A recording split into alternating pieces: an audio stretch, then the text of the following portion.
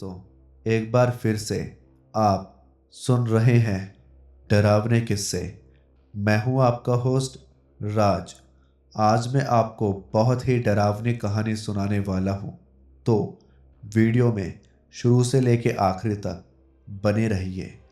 आज की कहानी एक ऐसी घटना की है जिसे सुनने के बाद आपके भी पसीने छूट जाएंगे।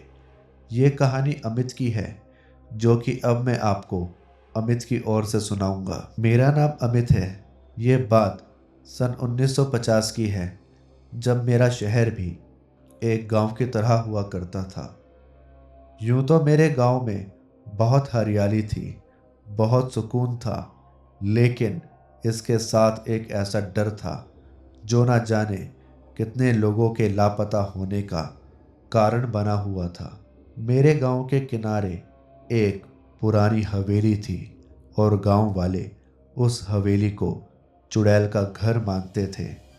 रात के समय में हवेली के आसपास चिल्लाने की आवाज़ आती थी, लेकिन मुझे इन बातों पर बिल्कुल भी विश्वास नहीं था। मेरे अंदर हमेशा एक जिज्ञासा रहती थी कि मैं एक दिन इस हवेली में ज़रूर जाऊंगा, लेकिन मैं इस बात से बिल्कुल अनजान था कि मेरी ज़िंदगी जल्द ही एक डरावने मोड़ पर आकर ख़त्म हो जाएगी। एक दिन जब मैं अपने दोस्तों के साथ खेती का सामान लेने शहर जा रहा था, तब मेरी नज़र उस पुरानी हवेली पर पड़ी और मैंने अपने मन में सोचा, आज मैं इस हवेली में ज़रूर जाऊंगा और देखूंगा आखिरकार यहाँ कौन रहता है जिससे गांव वाले इतना डरते हैं। मैंने अपने दोस्तों से बोला, अरे मैं तो पैसे ही लाना भूल गया। अच्छा एक काम करो, तुम लोग जाओ, मैं तुम्हारे पीछे पीछे आ रहा हूँ। और जब मेरे दोस्त मुझसे थोड़ा दूर चले गए, तब मैं उस पुरानी हवेली के पास चला गया। हवेली के पास जाते ही ना जाने क्यों मुझे बहुत गर्मी लगने लगी और मेरे माथे से पसीना टपकने लगा। मैंने जैसे ही हवेली के दरवाजे को खोलने के लिए छुआ, वो वैसे ही अपने आप धीरे से खुल गया। दरवाजे को अपने आप खुलता देख मुझे अजीब सी घबराहट होने लगी थी, लेकिन मैं फिर भी हवेली के अंदर चला गया और मेरे अंदर जाते ही दरवाज़ा अपने आप बंद हो गया। हवेली के अंदर बिल्कुल घना अंधेरा और उस अंधेरे के साथ मनहूसियत से भरा सन्नाटा था। लेकिन थोड़ी देर बाद मुझे किसी औरत की हल्की सी हंसी सुनाई दी। उस हंसी की आवाज़ सुनकर मैं एकदम से घबराते हुए बोला, कोई है क्या?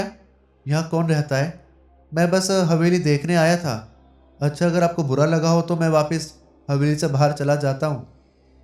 मैंने हवेली के दरवाजे को खोलने की बहुत कोशिश की, लेकिन वो मेरी लाख कोशिश करने के बाद भी नहीं खुल रहा था। ये देखकर अब मेरा डर बहुत ज़्यादा बढ़ने लगा। तभी मेरे पीछे से एक भयानक आवाज़ आई।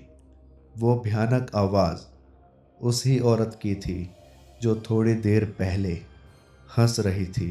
मैं तुझे अब जाने नहीं दूंगी। तू आ तो गया है, लेकिन जा नहीं पाएगा। उस औरत की आवाज़ बहुत डरावनी थी। थोड़ी देर तक तो मैं डर से सहम गया था, लेकिन फिर भी थोड़ी हिम्मत करके मैंने अपने पीछे देखा तो मेरे सामने डायन खड़ी थी और उसका रूप बहुत ज़्यादा डरावना था। उसके चेहरे पर तो बड़ी काली काली आंखें, उसके होठ बिल्कुल सूखे हुए थे और उसके मुंह में से दो बड़े दांत बाहर निकल रहे थे। उसके चेहरे पर बहुत दुख दिखाई दे रहा था और दुख के साथ एक प्रतिशोध भी, जैसे वो इस सारी दुनिया से किसी गलती का बदला लेना चाहती हो। उस डायन ने मुझसे बोला, तू भी अब इस हवेली का हिस्सा है और अब से दुनिया वालों के लिए एक याद बन के रह जाएगा। फिर उस डायन ने मुझे बहुत ज़ोर से धक्का दिया और मैं सीधा दरवाजे से जाके टकरा गया और बेहोश हो गया।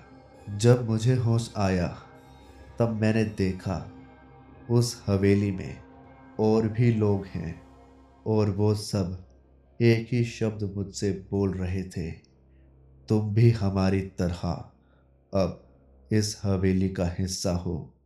तुम्हारी रूह भी अब इस हवेली में हमेशा के लिए कैद हो गई है। दोस्तों, अमित भी अब डायन की हवेली का हिस्सा बन चुका है। हमेशा हमेशा के लिए हवेली में कैद हो चुका है। दोस्तों, जाने से पहले चैनल को सब्सक्राइब कर दीजिएगा और वीडियो को लाइक कर दीजिएगा। आपके एक सब्सक्राइब से मुझे मोटिवेशन मिलता है।